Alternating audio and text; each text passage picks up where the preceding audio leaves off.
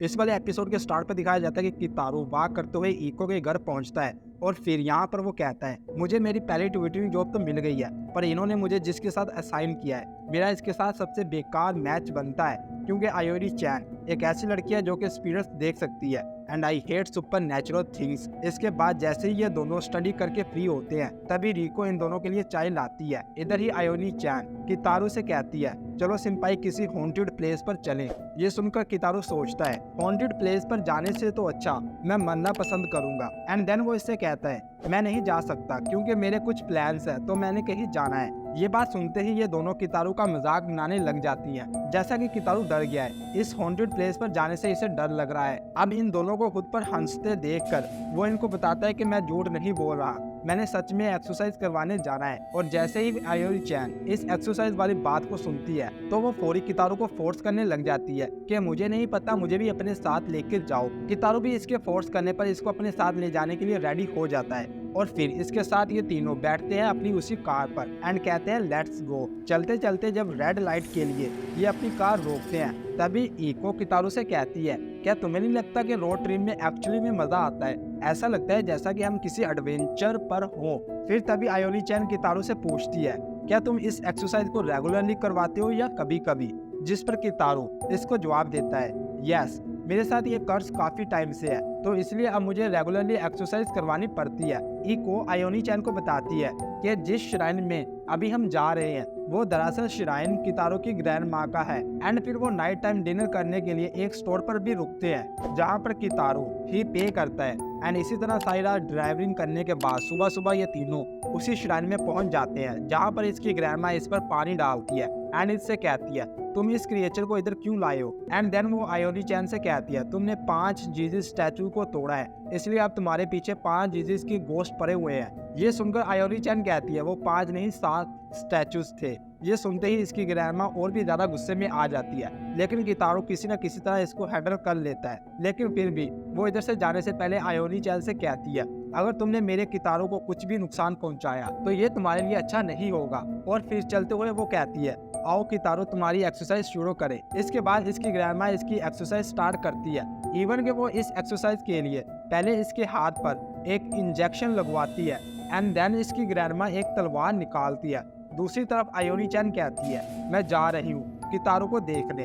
अब इधर इको इसे रोकने के लिए इसको लालच देती है कि अगर तुम उधर ना जाओ तो मैं तुमको कितारो के हैंड की फोटो दिखा सकती हूँ, जिससे तुम्हें भी पता चल जाएगा कि आखिर वो अपने ग्लव्स के नीचे क्या छुपा कर रखता है। आयोनी चैन ये ऑफर सुनते ही फौरी मान जाती है। फिर रिको इसे कितारो की उस हाथ की फोटो दिखाती है एंड इसको बताती है कि इसके हाथ पर ये वेन्स शो होती हैं और ये टाइम के साथ साथ बढ़ती जाती हैं। इसलिए इसकी ग्रैंडमा एक्सरसाइज की हेल्प से इन वेन्स को कितारो के हाथ से काट देती है ताकि इन वेन्स की वजह से कितारो को ज्यादा नुकसान ना पहुंचे।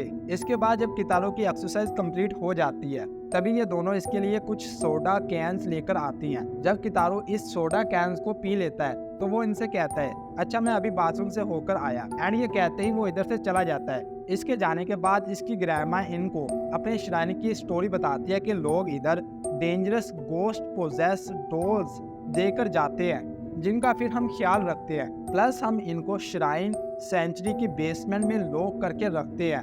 एंड इनको बताती है कि डोर लोगों की बॉडी को कम्प्लीटली पोजेस कर सकती है।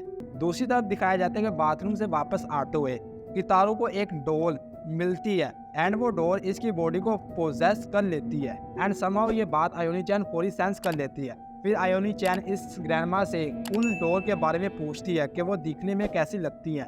देन वो ग्रैंडमा जो चीजें भी बताती है सेम उसी टाइप की कितारो ने एक डोल उठाई होती है। इसलिए वो फौरी इनसे कहती है, मुझे अभी कितारो के पास जाना पड़ेगा क्योंकि कितारो की बॉडी को किसी ने पोजेस कर लिया है। फिर वो ग्रैंडमा वाली तलवार उठाती है एंड कहती है, मुझे उसे बचाना ही पड़ेगा, नहीं आई विल सेव हिम। इसके बाद दिखाया जाता है कि कितारो इस बेसमेंट में इन सब डोर के बीच बैठा होता है। तभी एक डोर जो कि इसके पास होती है वो अपने बालों को इसके मुंह में डाल देती है, जिसकी वजह से कितारो सांस नहीं ले पा रहा होता और ऐसा लग रहा होता है जैसे वो अभी मर जाएगा। लेकिन इतनी ही देर में इधर आयोनी चैन आ जाती है एंड वो इस डोर का हेड ही इस तलवार से काट देती है और फिर वो इसके मुंह से उन बालों को निकालती है।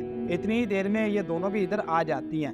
तभी आयोनी चैन बाकी डोर से कहती है, अगर तुम में से किसी ने कुछ ऐसा किया तो तुम्हारा हेड भी मैं इसी तरह काट दूंगी। एंड इसी तरह आयोनी-चैन इसको एक बार फिर बचा लेती है। इसके बाद जब वो घर वापस आने वाले होते हैं, इसकी ग्रैंडमा इसको समझाती है कि तुम कर्सिव नहीं हो, बल्कि तुम अपनी इसी स्पिरिट सेंसेस की हेल्प से खुद को एंड अपने फ्रेंड्स को खतरों से बचा सकती हो। तो इसलिए हैप्पी रहा करो, और अगर तुम्हें कभी भी मेरी हेल्प चाहिए तो तुम इधर आ जाना। और जब वो अपने घर वापस आ रहे होते हैं, तभी इको इससे कहती है तुम जरूर आयोनी-चैन की कलेक्शन को देखकर सरप्राइज हो जाओगे। और सेम है, जैसे ही ये तीनों घर पहुंचते हैं, फिर कितारू आयोनी-चैन के साथ इसके रूम की तरफ जा रहा होता है ताकि वो इसकी कलेक्शन को देख सके। लेकिन जैसे ही वो अपना डोर ओपन करती है, तभी इतनी सारी स्पिरिट्स, और वो भी फुल खतरनाक स्पिरिट्स को एक ही रूम में देखकर कितारू इतना ज्यादा डर जाता है कि अब इसको समझ ही नहीं आ रही होती कि वो क्या कहे। फिर वो इसकी तरफ देखकर अपने माइंड में कहता है मैं जितना ज्यादा इसके करीब होता हूँ, मैं उतना ही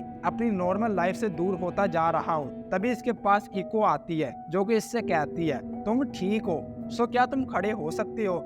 एंड देन वो इससे कहती है जब मैंने भी पहली बार इसका रूम देखा था, तब मैं भी बहुत डर गई थी, लेकिन यकीन करो इधर कुछ भी खतरनाक नहीं है। आयोनी-चैन जस्ट कुछ चीजें ही तो कलेक्ट कर रही है। ये लास्ट वाली लाइन सुनकर कितारू और भी ज्यादा डर जाता है एंड अपने माइंड में कहता है इको को कुछ समझ नहीं आ रहा, क्योंकि ये गोस्ट को सेंस नहीं कर सकती। इसको अभी तक नहीं पता कि आयोनी-चैन ने अभी तक जो कुछ भी कलेक्ट किया है वो सब की सब गोस्ट एंड डार्क स्पिरिट्स हैं। तभी आयोनी-चैन बोलती है इको ने सही कहा, आज तक इसके साथ कुछ भी वियर्ड नहीं हुआ और तुम भी सेफ हो, मैं इस बात का वादा करती हूँ। सो प्लीज कितारू, अब मुझे अपने हाथ के नेल्स दो।